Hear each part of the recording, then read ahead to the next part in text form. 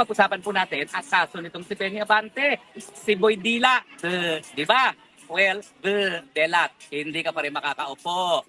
Abay, ang akala niya, siya ay makakaupo na bilang kongresista, miski siya ay natalo nitong si Joey Uy. Kung matatandaan niyo po, natalo siya bilang isang kongresista at ito naman po ay parusa ng taong bayan sa kanya dahil sa kanyang Boy Dilang ginagawa sa Kongreso, kung saan binaboy niya yung proseso ng Kongreso at ginawa niyang talagang instrumento para gipitin ang mga Duterte at kanilang mga aliado. Well, nakatikim po siya na hagupit ng taong bayan. Pero si Boy Abante, si Boy Dila, abay umasa na siya'y makakaupo. Bakit? Kinuntsaba ata ang COMELEC. Kinuntsaba ang COMELEC at sinabi na hindi raw natural born Filipino itong kalaban na si Joey Uy. Well, alam niyo po, sa ating saligang batas, dati-rati po, under the 1935 Constitution, dapat para ikaw ay maging natural born Filipino, ang tatay mo ang dapat maging Filipino. Pero binago na po yan. Mula po, kung hindi po nagkakamera, 1973 Constitution. No? Ngayon po, kay tatay, kay nanay ay natural born Filipino, sapat na po yan para isang Filipino ay maging natural born Filipino. Sa kaso po ni Joey Uy, talaga naman po ang tatay niya ay naturalized Filipino, pero nanay niya ay natural born Filipino. At dahil ang nanay niya ay natural born Filipino, siyempre siya ay natural born. Pero nakapagtataka po, bakit po ang second, yung parang second, anong tawag doon, division ng COMELEC ay nagdesisyon na babaliwalain ang kanyang Certificate of Proclamation dahil daw po di umano sa pagiging hindi natural born. Kasi sa saligang batas natin, hindi sapat na ikaw ay Pilipino. Kasi po pwede ka maging Pilipino through naturalization. Yung nag-a-apply ka no, sa hukuman o sa OSG. Kinakailangan talaga ang natural born ay meron kang dugong Pilipino. Kung ikaw ay, ang nanay mo o tatay mo ay Pilipino, whether or not married or hindi. Ang punto po is nakapagtataka kung bakit matapos maproklama si Uy, saka siya i-disqualify. Now, siyempre, hindi maalis sa isipan ng tao na luto ito. Bakit? Kasi nga, napakatinding aliado ng administrasyon itong si Boy Dila. At siguro dahil siya matinding kaalyado ng administrasyon, siyempre, napabura, no? Yan po iniisip ng marami. Ako po, hindi ko maintindihan. Kung talagang pinakita naman ni ni Joey Uy na siya, ang nanay niya ay natural born Filipino, talagang wala pong kaduda-duda. Simple lang po yan. Sa mga abogado, alam namin yan na hindi kinakailangan na tatay lamang ang maging natural born Filipino. So nakapagtataka po yung decision na yan kung totoo naman na ang nanay niya ay natural born Filipino. Wala pong basihan. At saka bakit atat na maanal yung proclamation? Alam niyo po, iba ang eleksyon ng Kongreso. Bakit? Kasi hindi po gaya ng Senado na merong 12 naiiwan. Wala pong naiiwan na kongresista dito sa Pilipinas. Kada 3 taon, talagang nauubos ang kanilang termino. At kung hindi mapoproklema ang mga kongresista, wala tayong kongreso. Dahil nga po importante na magpatuloy ang gawain ng kongreso, dahil ang pinaka-importanteng gawain nila pagdating ng Hulyo ay yung pantao ng budget, nakasaad sa ating Omnibus Election Code na wala talagang tinatawag na pre-proclamation controversy ang mga kongresista. Ibig sabihin, yung mga dayaan, hindi po pwedeng makonsidera yan. Basta tuloy-tuloy lang ang bilang ng boto at kung sino ang pinakamalaking boto, siyang madideklarang panalo as kongresista. Kasi importante na sa lalong mabilis na panahon, maproklema yung mga nananalong mga kongresista. Otherwise, wala tayong kongreso na gagawa ng budget pagdating ng July. So nakapagtataka na bagamat walang pre-proclamation controversy ang mga kandidato para sa kongresista, nagkaroon ng ganitong kontrobersiya pagdating kay Joey Uy. Now, ang pagkakaalam ko po, talaga naman pag ikaw ay nanalo na proklama na, at hindi pa nag-a-assume ng opisina, meron pa talagang jurisdiction ng COMELEC, no? Pero, ang COMELEC dapat magdesisyon pagdating sa issue ng citizenship sa hiwalay na aksyon na tinatawag na co-warranto. Hindi ko po alam kung nagkaroon ng co-warranto yan. Kasi kung yan po ay yung nauna ng aksyon para ideklarang null and void yung kanyang certificate of candidacy, yan po ay sakop na ng pre-proclamation controversy, no? Importante na kapag naproklima na, magkaroon talaga ng direct challenge sa citizenship sa pamamagitan ng co-warranto. So hindi ko lang po alam kung yung decision na yan ay sa pamamagitan ng co-warranto petition, pero sa tingin ko po hindi, kasi napakabilis namang decision yan. Wala pang 1 buwan ang eleksyon natin, meron silang decision sa co-warranto. So sa tingin ko, ito ay pa rin sa pre-proclamation controversy, no, na dapat hindi na-entertain ng COMELEC. Now, ang tanong, abay ang Boy Dila ay nag-celebrate na. At sabi niya, ipagpapatuloy daw niya ang gawain ng Huwad Committee. Well, Boy Dila, ikaw ngayon ang dinidilaan. Hindi ka uupo. Bakit? Well, ngayon po kasi, nagkaroon na ng bagong desisyon. Ang Korte Suprema, ito po yung Mangundadato versus COMELEC, na yung second placer rule ay hindi na po ipapatupad. Ano ba yung second placer rule? If for any reason, yung nahalal na opisyal ay na-disqualify at hindi mag-qualify doon sa kanyang opisina, yung second highest number of votes ang siyang uupo. Well, sabi ng Korte Suprema, hindi tama yan. Dahil sa eleksyon, merong pinili ang taong bayan. Ang second placer, bagamat siya ay second placer, hindi siya pinili ng taong bayan. So ang talunan, full stop. Hindi po pwede na siya ay mapoproklima kung madidisqualify yung naproklima. Lalong-lalo na kung ang posisyon ay kongresista. Kasi nga, importante yung pagkakaroon ng mga kongresista. No? Otherwise, wala tayong budget. So ito pong decision nito, ay ito po ngayon ang applicable kay Boy Dila. Bagamat nagdidiwa na si Boy Dila na akala niya babalik siya sa Kongreso at mga api na naman siya sa WAD Committee, hindi, Boy Dila. Buti nga, belat. Hindi ka uupo dahil dito sa bagong desisyon ng Korte Suprema. Ang sabi ng Korte Suprema, ang binoto ng taong bayan, yung pinakamataas na boto.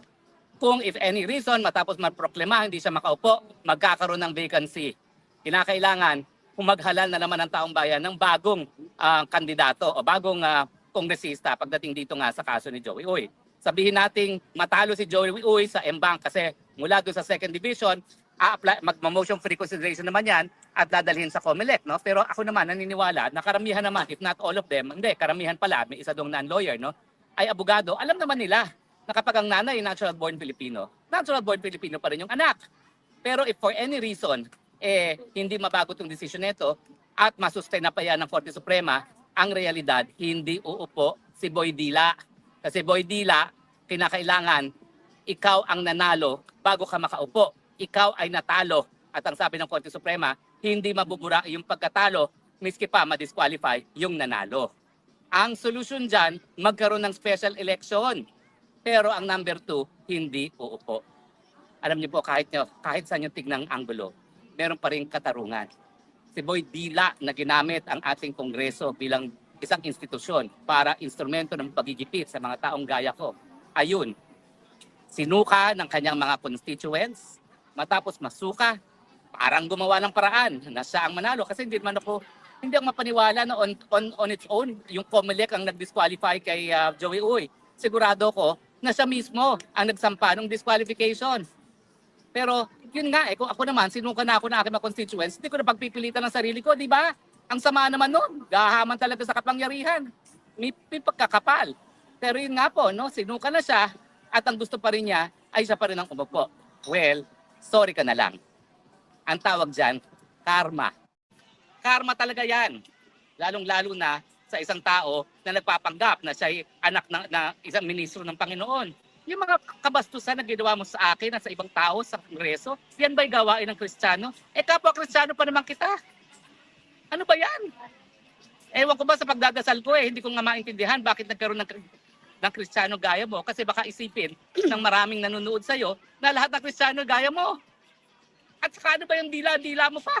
Hindi ko maintindihan, pahubad-hubad ka pa padila-dila, yan ba'y gawain ng isang ministro ng Panginoon? Maya ka naman at hindi naman ako nagtataka na dahil dyan, bokya ka ngayon at ikaw ngayon ay ordinaryong mamamayan. Bagamat ikay nagdanais na makaupo, hindi mangyayari yan. Kahit anong lakas mo pa sa tambaluslos, magsanib puwersa pa kayo, bokya ka na. Alam mo, hindi kita kinaiinggitan. Dami mo nga sigurong kita. Dahil sa iyong pagiging malapit sa kusina dyan sa Kongreso. Sandamukan siguro yung mga proyekto na alam naman natin na nagiging dahilan para kumita ang mga nasa puder. Pero, hit-hit ka naman. Paano ka nakakatulog sa gabi niyan? Paano ka babalik sa simbahan mo patapos lang lahat ng ginawa mo sa Kongreso? Di ba ang Diyos ay pag-iibig? Wala kang pinakita kung hindi contempt nung ikaw ay nakaupo sa Kongreso. There is a God. And that God has punished you, Boy Dila. Hindi ka uupo sa 20th Congress. Hallelujah! Praise the Lord! So ito na nga mga kababayan, no, si Attorney Harry Roque na gumante dito kay Congressman Benny Abante, mga kababayan, no, talagang binakbakan po niya ito.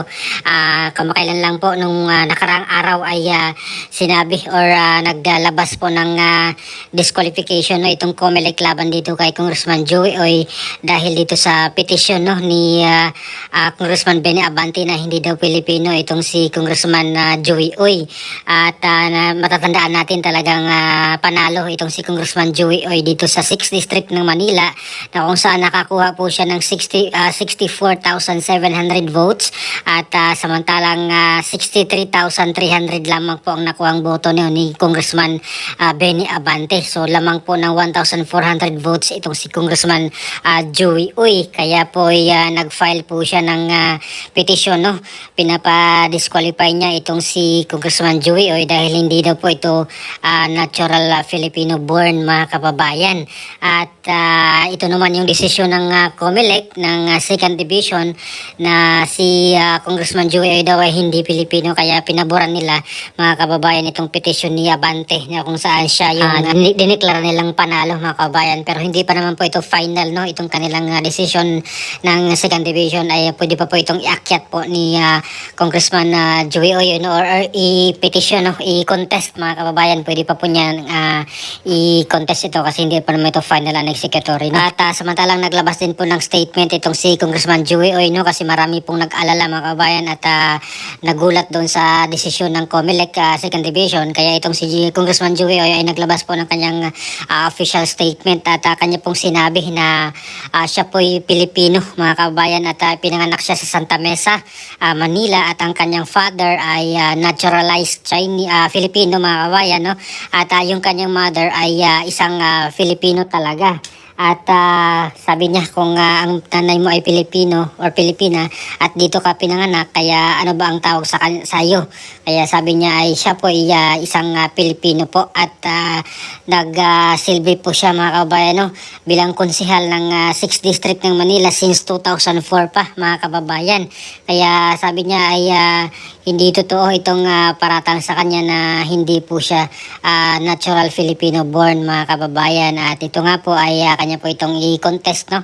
Itong kanyang kinaharap ngayon, itong dineclare ng 2nd Division ay pwede pa niyang iakyat, mga kababayan, ito at i-contest, mga kababayan. At dito naman, mga kababayan, ngayong araw, no, ay naglabas po ng desisyon itong Supreme Court na bawal po nilang or hindi na po nila papayagan, mga kababayan, na itong mga pangalawa lang po sa nanalo ay hindi pwedeng i-declare na panalo. Yung mga runner-up, mga kababayan, no, dito po sa mga nanalong mga politiko ay hindi daw po or hindi, mga kababayan, no, ayon sa batas, ayon sa Supreme Court, no, na i-declare ang manalo or panalo itong mga pangalawa lang sa nakakuha ng pinakamaraming boto kung sakaling ma-disqualify yung unang nakakuha ng pinakamaraming boto, mga kababayan. At hindi daw po ito ayon sa batas, sabi ng Supreme Court. Kaya dito naman si Attorney Harry Roque ay talagang binanatan itong si Congressman Abante na nakarma na, at hindi daw po siya makakaupo, no, dito sa 28th Congress dahil dito sa nilabas na desisyon ng Supreme Court ngayong araw. Samantalang parang excited na daw yata itong si Congressman Benny Abante na uupo ulit, no, dito sa 28th Congress, at nagsabi pa daw itong na itutuloy lang niya yung kanyang or kanilang mga naumpisa noong 19th Congress. At sabi ni Attorney Harry Roque ay nakarma na, mga kababayan, itong si Congressman Benny Abante sa mga ginawa niya, particularly dito sa kanya, no, nung hearing nung sa Quadcom, mga kababayan, no, matatandaan natin na talagang binanatan din itong ni Congressman Benny Abante itong si si Attorney Harry Roque, no, lalo na doon sa issue ng Pugo, mga kababayan, no, na kung saan dinawit nga po nila itong si Attorney Harry Roque na may kinalaman umano doon sa mga Pugo or illegal Pugo operations, mga kababayan. At pati nga po yung kliyente niya ay na-contempt na po, no, at itong si Attorney Harry Roque ay nakulong rin doon sa Kongreso, mga kababayan. Na-contempt din siya noong kasagsagan ng mga hearing po nila doon sa Quadcom regarding po doon sa illegal Pogo, mga kababayan. At dagdag pa ni Attorney Harry Roque, no, na nagtataka siya na although pareha sila ng religion, mga kababayan, no, pareha silang Christian, ay ganun po ang nangyari. Kinalungkot niya na bakit ganun daw yung asal, no, ng isang lagad ng Diyos na parang hindi daw po naayon sa kanyang relihiyon ang ginawa no ni Congressman Benny Abante doon sa Congress mga kababayan, at dagdag pa niya ay ito na nga po ay parusa daw ng Diyos sa kanya mga kababayan, at hindi po siya makakaupo mga kababayan dito sa 20th Congress no, although sinusukan na po siya no dito sa 6th District ng Manila dahil talo nga po siya nung nakarang eleksyon, at si Congressman Joey O yung panalo doon mga kabayan no, yung binoto ng taong bayan doon sa 6th District ng Manila. Kaya sabi niya ay isinuka na nga po si Congressman Benny Abante, pero pilit pa niyang gumawa ng paraan no para lunukin yung suka ng or sinuka na siya ng tao, at pilit niyang lunukin itong suka mga kababayan no, na kung saan nag-file nga po siya ng petition doon sa COMELEC noon na ipa-DQ, ipa-disqualify itong kanyang kalaban na si Congressman Joey Oy. Pero ito nga po yung araw no, itong gumulantang na desisyon ng Supreme Court na bawal na pong i-declare ang mga runner-up no, yung mga pangalawa sa mga nakakuha ng pinakamaraming boto no sa mga eleksyon mga kababayan, o sa nagdaang eleksyon. So ano pong opinion niyo mga kababayan dito po sa mga risbak no ni Attorney Harry Roque dito po sa kay Congressman Benny Abante mga kababayan? So please comment down below. Maraming salamat. God bless po sa ating lahat.